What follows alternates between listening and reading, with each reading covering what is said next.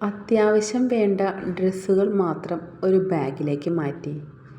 ബാക്കി പിന്നെ 2 വലിയ ബാഗ് എടുത്ത് ഹോസ്റ്റലിലേക്ക് കൊണ്ടുപോകുവാനുള്ളത് എടുത്തു വച്ചു. "ആഹാ, ഇവിടെ പാക്കിങ് തുടങ്ങിയോ?" നീലിമ അവളെ കാണാതെ തിരക്കി വന്നു. മാമൻ്റെ വീട്ടിലേക്ക് പോകാനുള്ളത് എടുത്തു വയ്ക്കാൻ പറഞ്ഞു അമ്മമ്മ. കൂട്ടത്തിൽ ഞാൻ ഹോസ്റ്റലിലേക്കുള്ളതും എടുത്തു വച്ചതാ." "ഹോസ്റ്റലിലേക്ക് മാറുന്നത് നിർബന്ധമാണോ? നീ കുറച്ച് ദിവസം അവിടെ വന്ന് നിൽക്ക്, എന്നിട്ട് നോക്കാം." "ഓ, പറയണ കേട്ടാൽ തോന്നും ഞാൻ അവിടെ എങ്ങും വന്ന് നിൽക്കാത്തത് പോലെ." ജിതിനേട്ടന് നല്ല സങ്കടമുണ്ട്. "ആ സങ്കടം നിങ്ങളൊരു ഹണിമൂൺ ട്രിപ്പ് പ്ലാൻ ചെയ്ത് തീർക്ക്." "നീ ഇല്ലാതെയോ?" "അയ്യേ, അതിനു ഞാനെന്തിന്? ഹോസ്റ്റലിൽ മാറുന്നത് തന്നെയാണ് നല്ലത്. ഇല്ലേ നിങ്ങളുടെ ഹണിമൂൺ ട്രിപ്പിൽ വന്ന് പോസ്റ്റായി നിൽക്കാനാവും എനിക്ക് യോഗം." "എടി, അതിന് വേണ്ട, ഒന്നും പറയണ്ട. താഴേക്ക് ചെല്ല്, അമ്മമ്മയുടെ പാക്കിങ് കഴിഞ്ഞോന്ന് നോക്ക്." നില അവളെ ഉന്തിത്തള്ളി പുറത്തേക്ക് വിട്ടു. ബ്രേക്ക്ഫാസ്റ്റ് കഴിഞ്ഞു 4 ആളും കൂടി വീടൊതുക്കി. തൽക്കാലം അടച്ചിടാൻ പോകുന്ന വീടായതുകൊണ്ട് എല്ലാം ഒന്ന് ഒതുക്കി പിടിച്ചു വന്നപ്പോഴേക്കും സമയം കുറച്ചായി. കിച്ചണിൽ ഇരുന്നാൽ കേടാവുന്ന സാധനങ്ങൾ ഒക്കെയും അമ്മമ്മ ഒരു കവറിലേക്കിട്ട് കയ്യിൽ പിടിച്ചു. 2:30 കഴിഞ്ഞു 4 ആളും കൂടി ജിതിൻ്റെ വീട്ടിലേക്ക് എത്തുമ്പോൾ. "എല്ലാവരും കൂടി ഇങ്ങോട്ട് പോരെ, അല്ലാതെ വേറെ ചടങ്ങുകളൊന്നും വേണ്ടെന്ന് അച്യുതൻ നേരത്തെ തന്നെ അമ്മയെ വിളിച്ച് പറഞ്ഞിരുന്നു." "ഞാൻ വിളിക്കാൻ നിൽക്കായിരുന്നു കാണാതായപ്പോൾ." കാറ് വന്ന് നിന്നതും ഷീജ വേഗം ഇറങ്ങി വന്നു. "വീട് പൂട്ടിയിട്ട് വരുന്നതല്ലേ ഷീജ, അതും കല്യാണം കഴിഞ്ഞ വീട്.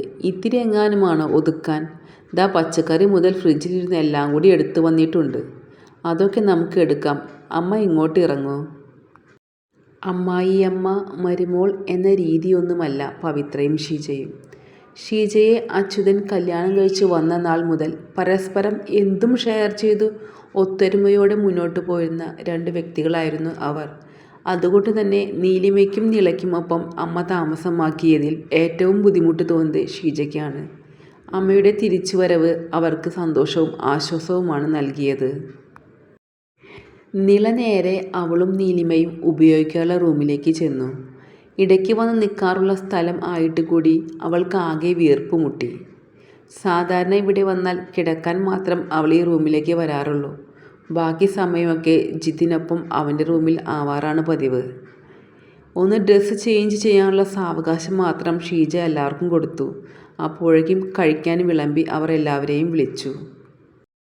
അമ്മമ്മയാണ് നിള ഹോസ്റ്റലിലേക്ക് മാറുന്ന കാര്യം അച്യുതനോടും ഷീജയോടും പറഞ്ഞത്. കേട്ടതേ 2 ആളും എതിർത്തു. അമ്മമ്മ തന്നെയാണ് ഇരുവരെയും പറഞ്ഞു സമ്മതിപ്പിച്ചത്.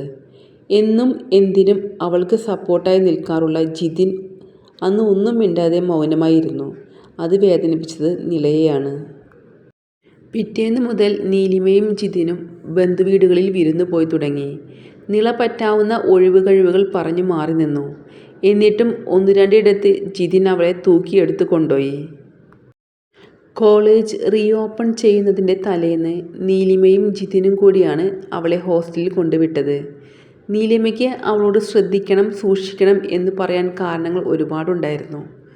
ജിതിൻ അവിടെ എത്തും വരെ മൗനമായിരുന്നു. സത്യത്തിൽ നീലിമയേക്കാൾ സങ്കടം ജിതിനായിരുന്നു. എന്തിനും ഏതിനും കൂടെ നിൽക്കുന്ന അവൻ്റെ ബെസ്റ്റ് ഫ്രണ്ട് തന്നെയായിരുന്നു അവന് നിള. ഹോസ്റ്റൽ വാർഡനോട് അവളുടെ കാര്യങ്ങൾ പ്രത്യേകം ശ്രദ്ധിക്കണമെന്ന് എത്ര എടുത്തു പറഞ്ഞിട്ടും ജിതിന് സംതൃപ്തി തോന്നിയില്ല. കണ്ണു നിറച്ചു നിന്ന നീലിമയെ നിള സമാധാനിപ്പിച്ചു. സേതിയും അവൾക്കൊപ്പം ഉണ്ടായിരുന്നു. ഇറങ്ങാൻ നേരം ജിതിൻ അവളെ മുറുകെ കെട്ടിപ്പിടിച്ചു. തിരികെ അവനെ കെട്ടിപ്പിടിക്കാൻ കുറ്റബോധം അവളെ സമ്മതിച്ചില്ല. എന്തുണ്ടെങ്കിലും വിളിക്കണം. വെള്ളിയാഴ്ച കൊണ്ടുപോകാൻ വരാമെന്ന് പറഞ്ഞാണ് നീലിമയെയും കൂട്ടി അവൻ കാറിൽ കയറിയത്. തൻ്റെ ജീവനായ 2 പേര്. ഒരിക്കലും താൻ കാരണം അവർ വേദനിച്ചൂടാ. ദൂരേക്ക് നീങ്ങുന്ന കാറിനെ നോക്കി അവൾ മൊഴിഞ്ഞു. സേതി അവളെ സമാധാനിപ്പിച്ച് റൂമിലേക്ക് കൂട്ടി. ആ സമയം സേതിയുടെ ഫോണിൽ ആ ഒരുവൻ്റെ മെസ്സേജുകൾ വന്നുകൊണ്ടേയിരുന്നു. "അവൾ ഓക്കെ അല്ലേ?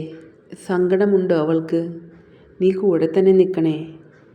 "അവൾ ഓക്കെയാണ്, ഞാൻ പിന്നെ വിളിക്കാം" എന്ന് റിപ്ലൈ കൊടുക്കുമ്പോൾ സേതിയിൽ ഒരു പുഞ്ചിരി തങ്ങി നിന്നു. അതിൽ ഒരുപോലെ സന്തോഷവും നോവും നിറഞ്ഞു.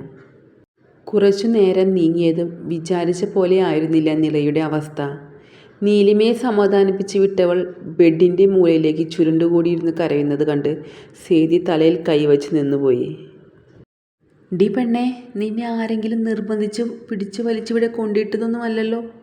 അവിടെ നിൽക്കാൻ പറ്റില്ലെന്ന് പറഞ്ഞു നീ നിർബന്ധം പിടിച്ചു കൊണ്ടുവന്നാക്കിയതല്ലേ? നീള കണ്ണു തുടച്ചു മൂക്ക് വലിച്ചു. ആണല്ലോ, അപ്പോൾ ഈ കരച്ചിൽ നിർത്തൂ. ഇനി വേണേ നിൻ്റെ ജിതിനേട്ടനെ നഷ്ടപ്പെട്ടതോർത്ത് കുറച്ച് കരഞ്ഞു. അത് കേട്ട് നിള വേഗം എഴുന്നേറ്റിരുന്നു. എനിക്കങ്ങനെ വിഷമം ഇല്ല ഇപ്പോൾ. പിന്നെ ഉള്ളിൽ അങ്ങനെ ഒരു ഇഷ്ടം കൊണ്ട് നടന്നിട്ടുള്ള വല്ലായ്മ. ആണോ? എന്നാൽ പിന്നെ നീ എന്തിനാ ഹോസ്റ്റലിൽ വന്നത്? ഉള്ളിലെ സന്തോഷവും സമാധാനവും പുറത്ത് കാട്ടാതെ സേതി തിരക്കി. അത് പിന്നെ ഞാൻ നിന്നോട് പറഞ്ഞില്ലേ, മനസ്സൊന്ന് എല്ലാം അംഗീകരിച്ച് പൊരുത്തപ്പെടാനുള്ള സമയം. ഞാൻ കാരണം ഒരിക്കലും അവരുടെ ജീവിതത്തിൽ ഒരു കോട്ടവും വരാൻ പാടില്ല. എൻ്റെ ഉള്ളിൽ ഇങ്ങനൊരു ഇഷ്ടം ഉണ്ടായത് ഒരിക്കലും ആരും അറിയാൻ പാടില്ല. ഒരു നോട്ടം കൊണ്ട് പോലും. അതിന് കുറച്ച് ദിവസം മാറി നിൽക്കുന്നതെന്ന് മാത്രം. ശരി, സമ്മതിച്ചു. ഇപ്പോൾ ഈ കരഞ്ഞു കൂട്ടുന്നതിൻ്റെ കാരണമൊന്ന് വ്യക്തമാക്കാമോ? ചേച്ചിയും ജിതിനേട്ടനും നല്ല വിഷമം കാണും. ഓ, അവളൊരു വിതുമ്പലോടെ പറഞ്ഞു തുടങ്ങിയതും സേതി തലയിൽ കൈവച്ചു. സത്യമായും എനിക്ക് ചിലപ്പോഴൊക്കെ നിൻ്റെ സംസാരം നല്ല ദേഷ്യം വരുന്നുണ്ട്. വേറെ ആർക്കും ചേച്ചിയും ചേട്ടനോ ഒന്നും ഇല്ലാത്തതുപോലെ. നാളെ രാവിലെ എത്തിയാൽ മതിയായിരുന്ന ഞാനാ നിനക്ക് വേണ്ടി ഇന്ന് രാവിലെ ഇങ്ങ് പോന്നത്. എൻ്റെ അമ്മയ്ക്കും അനിയനും അപ്പോൾ വിഷമം കാണില്ലേ? എടി, അത് ഞാൻ ആദ്യമായി വരുന്നോണ്ടല്ലേ നിന്നോട് ഇന്ന് വരാൻ പറഞ്ഞേ. ഈ പെണ്ണ് ഇതിനോട് എന്ത് പറഞ്ഞാലും കാര്യമില്ലല്ലോ. നീ എണീറ്റേ വാ. പറഞ്ഞാൽ ഒന്നും കാര്യമില്ലെന്ന് അറിയാവുന്നതുകൊണ്ട് അവളെ ബെഡിൽ നിന്ന് പിടിച്ചിറക്കി. പോയിട്ട് മുഖം കഴുകി വാ, നമുക്കൊന്ന് നടന്നിട്ട് വരാം.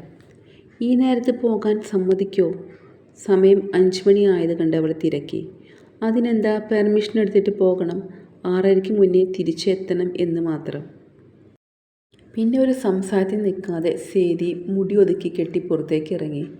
അവളെ ദേഷ്യം പിടിപ്പിക്കേണ്ടെന്ന് ഓർത്ത് മാത്രം നല്ലപോലെ മുഖം കഴുകി തുടച്ച് ഫോണും എടുത്ത് നിള പുറത്തേക്ക് ഇറങ്ങി.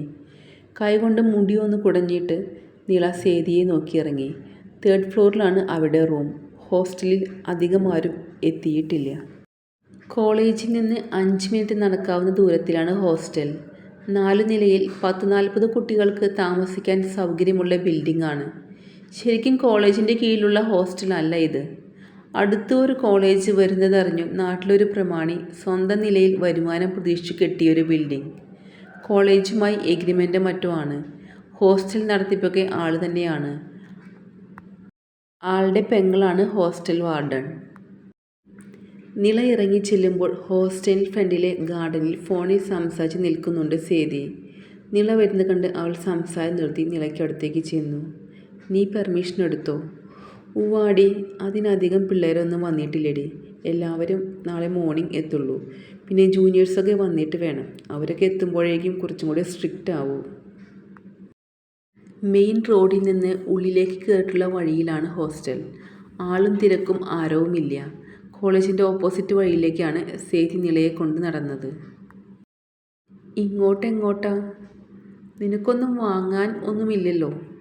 ചുമ്മാ നടക്കാനല്ലേ? അപ്പോൾ ഈ വഴിയാ ബെറ്റർ. നിള ഒന്ന് മൂളിക്കൊണ്ട് സേതിക്കൊപ്പം നടന്നു. നല്ല വീതിയിൽ ടാർ ചെയ്ത റോഡാണ്. മുന്നോട്ട് നടക്കുന്തോറും ചുറ്റും മതിൽ കെട്ടി വലുതും ചെറുതുമായ വീടുകളാണ്. വീടുകൾ എന്ന് പറഞ്ഞാൽ അടക്കി വെച്ച രീതിയിലല്ല. ഓരോ വീടിന് ചുറ്റും പച്ചപ്പ് നിറഞ്ഞ പറമ്പുണ്ട്. അത്യാവശ്യം മരങ്ങളും കൃഷികളുമുണ്ട്. തീർത്തും ശാന്തമായ ഏരിയ.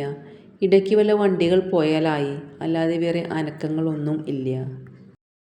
നീ എന്തേലും ഒന്ന് മിണ്ടടി. ഈ മിണ്ടാതെയും പറയാതെയുമുള്ള നടത്തം ബോറാണ്. ചിന്തകളോടെ നടക്കുന്നവളുടെ കയ്യിൽ സേതി പിടിച്ചു. നീ വല്ലതും പറ, ഞാൻ കേൾക്കാം. അങ്ങനെ വല്ലതും പറയാൻ എനിക്ക് സൗകര്യമില്ല. സേതി പരിഭവത്തിൽ അവളുടെ കയ്യിൽ നിന്ന് പിടിവിട്ടു. അയ്യോ, നീ വല്ലതും പറയണ്ട. നിൻ്റെ അനിയൻ്റെയും അമ്മയുടെയും വിശേഷം പറ. വെക്കേഷന് അച്ഛൻ്റെ വീട്ടിൽ പോയില്ലേ? താൻ ഇനിയും ഗ്ലൂമിയായിരുന്നാൽ സേതി പിണങ്ങുമെന്ന് തോന്നിയപ്പോൾ നിള അവളുടെ തോളിൽ കൈയിട്ട് പിടിച്ചുകൊണ്ട് വീട്ടിലെ വിശേഷം തിരക്കി. കൈയെടുത്തേടി. ഒരുമാതിരി ഭർത്താവ് ഭാര്യയുടെ തോളിൽ കൈയിടും പോലെ. സേതി അവളുടെ കയ്യിൽ നിന്ന് മാറി നടന്നു. നിലയ്ക്ക് ഇത്തിരി പൊക്കക്കൂടുതലുണ്ട്, സേതിക്ക് സാധാരണ നിന്ന് കുറവും. അതിൻ്റെ വിഷമം പേറി നടക്കുന്നവൾക്ക് ആ പിടുത്തം ഒട്ടും പിടിച്ചില്ല. അത് അറിഞ്ഞു തന്നെയാണ് നില പിടിച്ചത്. പരിഭവവും പിണക്കവും നിമിഷ നേരത്തിൽ മാറി അവിടെ കുശുമ്പ് നിറയുന്നത് നില ഒളിപ്പിച്ച് ചിരിയോടെ നോക്കി. ഡി, ആ വീട് കണ്ടോ? സേതി പെട്ടെന്ന് നിന്ന് ഗേറ്റ് കടന്ന് ഉള്ളിലേക്ക് കുറച്ച് നീങ്ങിയുള്ള 2 നില വീട് കാണിച്ചു. നമ്മുടെ കോളേജിൽ പഠിക്കുന്ന ആരുടേലുമാണോ? അല്ല, നമ്മുടെ കോളേജിലെ മെയിൽ സ്റ്റാഫുകൾ റെൻറ്റിനെടുത്തേക്കുന്ന വീടാണ്. ഏത്, ആ ലാബ് അസിസ്റ്റൻറ്റ് ചേട്ടനൊക്കെയോ? സേതി അവളെ കൂർപ്പിച്ച് നോക്കി. അയാൾ മാത്രമുള്ളൂ നമ്മുടെ കോളേജിൽ മെയിൽ സ്റ്റാഫായിട്ട്? അവളുടെ ചോദ്യത്തിലെ മുന മനസ്സിലാക്കി സേതി ഒന്ന് കനപ്പിച്ച് ചോദിച്ചു. നീള അതിനെ ചിരിക്കുക മാത്രം ചെയ്തു. കാരണം കഴിഞ്ഞ 1 വർഷമായി സേതിക്ക് പിന്നാലെ ഇഷ്ടംപോലെ നടപ്പാണ് ഇപ്പറഞ്ഞ കക്ഷി. വീട്ടിലെ വിശേഷം പറയടി. അവളെ വീണ്ടും പിണക്കാൻ നിന്നില്ല നിള. സേതിയുടെ വീട് പാലക്കാടാണ്. വീട്ടിൽ അമ്മയും അനിയനുമാണ് ഉള്ളത്. അമ്മ ശ്വേത ഒരു പ്രൈവറ്റ് ഫേമിൽ വർക്ക് ചെയ്യുന്നു. അനിയൻ സേതു +2 പഠിക്കുന്നു. സേതി സ്കൂളിൽ പഠിക്കുന്ന സമയത്താണ് അവളുടെ അച്ഛൻ മരിക്കുന്നത്. മഞ്ഞപ്പിത്തം വന്നതാണ്.